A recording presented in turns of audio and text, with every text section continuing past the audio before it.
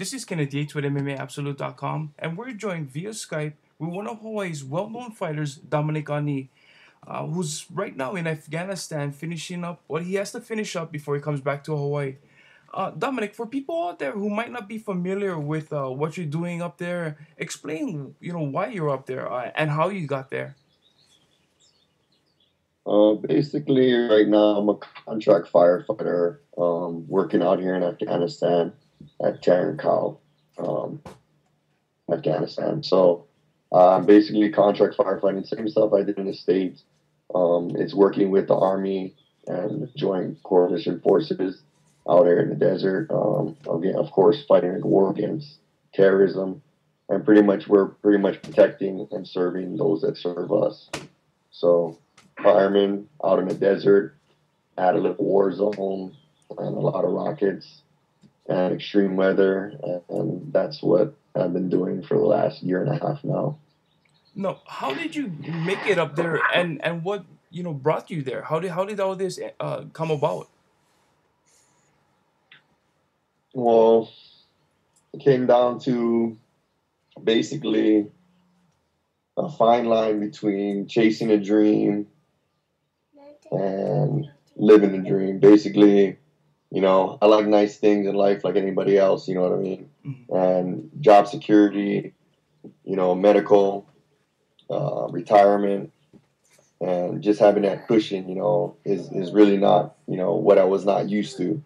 So being in Hawaii, when I fought out of Hawaii, I had both the best of both worlds. I was a fireman for the state of Hawaii, so I had my career, I had my medical, dental, retirement.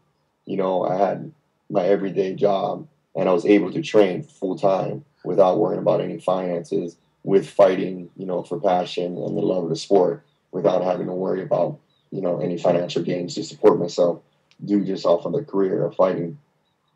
When me and my ex-wife decided to move up to Vegas and take this to another level and see, how far we could go, and if it could happen to take it to the next level.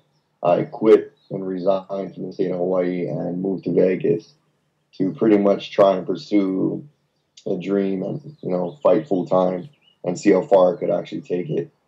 And I guess it came to that point, where I had to make a decision on whether I was willing to sacrifice my way of living and how I lived, and the nice things I enjoyed in life, and nice things I like doing for people in life, and a dream that I was chasing. And that was pretty much it when it came down to it.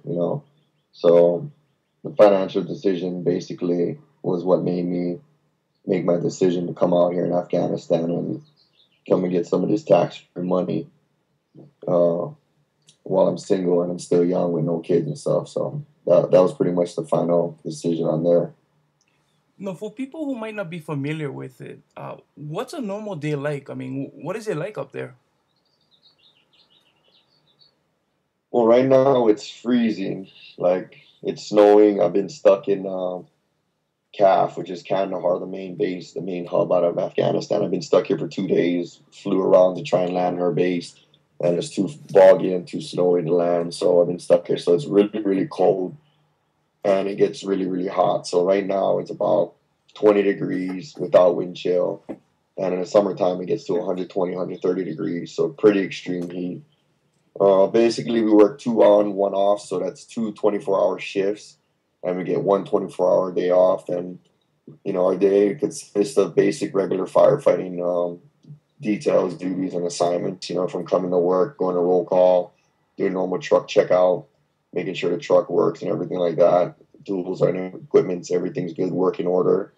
And then we go into clean up, making sure the station is, up to par, nice clean house detail since we live there.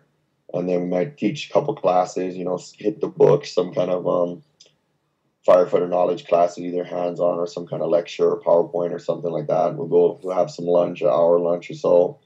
And then if we haven't finished up any classes or any details or any extra projects that we have to do around the station, we usually try to catch that before the gym at 3 o'clock. And then, pretty much after the gym is free time. People play basketball, try to stay in shape if they don't work out or hit the cardio or whatever. You try to do some kinds of physical activity. from 3 to 5, and then take a shower, have some dinner, and then everybody else chooses to do whatever they different. You got the younger guys playing Xbox, and the older guys reading books. I'm finishing up my bachelor's in business management right now, so I got 4 college classes. I'm trying to stay really, really busy, physically, mentally, and spiritually out here, just to pass by the time, and not be able to miss my family and loved ones. So that's pretty much the typical day, in between getting rocket attacks and fire calls and emergency calls and medevacs from, hurt soldiers and stuff like that. Now, what's in store for you as far as your MMA career, or is that part of your life kind of winding down right now? Um, if you ask the ladies in my life, they would prefer this career to be smashed, put in a box, and never looked up upon again. But of course, me being hard headed, I like to think that it's not over. Hmm. I have options. Now that I'm, financially stable again, and I have a good nest egg and a great retirement and everything else, I don't have to worry about finances anymore. I have that option to go back, you know what I mean, and pursue it if I need to, because I'm not worried about finances. About, there's guys in Vegas that are hardcore guys. They sleep in the van, they sleep in the gym, they eat freaking Simon, and that's even the dream. I had I wouldn't say a better quality of life. I didn't want to drop down to that standard to, sacrifice my dream for that. I look finer things in life, and being able to travel and enjoy life, you know what I mean, without that kind of worries. But not to knock on them, everybody has different paths and goals and different lines, and what they would sacrifice, and I just didn't want to sacrifice that. But with that being said, now that I have a financial backing and stable, I'll be able to do whatever I need to do. I don't need to fight for money. I can fight again because I want to fight. You know what I mean? Hmm. So I definitely have that option. Like I said, I'm 32 years old. I just turned 32, so that's kind of, with these new young bangers and watching these guys come up and watching these, guys fighting, the older guys fighting the newer guys, younger guys coming up, and I'm like, oh man, definitely got to come in at a different angle. It's not like I'm learning to fight, brand new, starting, learning how to do jiu-jitsu, boxing, wrestling, or anything like that, or knowing what I need to do to get in there and win. It's like, I know, I think if I came back, actually, I know if I came back now in my mindset, I would actually approach the game a lot different. I think I would actually be a better opponent now, being 32 years old, being a lot more smarter, not being as cocky and arrogant, and, relying on my, chin and my skills and, my heart, you know what I mean? Like now going into it smart with the game plan, actually doing cardio and working out and actually training, fully, to go in there, go in there with a plan and not just going in there knowing the guy ain't gonna knock me out or tap me out. So we'll see what happens. You know what I mean? Hmm. Definitely. But definitely a lot of different venues and different options. I also look at, I promoted a couple shows, before I left, and that also interests me. Is promoting, either the concert or the any entertainment thing or MMA shows or that. I have that option, and like you said, backing, my coaches or my jiu-jitsu guys in another gym or something, opening up that venue. So definitely, like I said, I got, I'm halfway done with my business management degree. So I'm trying to work all that little niches and stuff instead of just doing the backyard style, like calling up other promoters and asking them how they did it, or you know what I mean, or going and googling stuff. So I'm actually trying to hit the books and get that degree so I can back that behind my business and my regular street hustling skills. You know what I mean? Get some kind of paper that I can hang up on my wall or something. Yeah, definitely. Well, Dominic, thank you so much for your time. We appreciate you. We appreciate you talking with us. In closing, is there anything you'd like to say to your fans, your family, or any shout outs to anybody you'd like to make? Yeah, just everybody, just make sure everyone stays positive. Love one another, and life's good if you're alive and above the ground.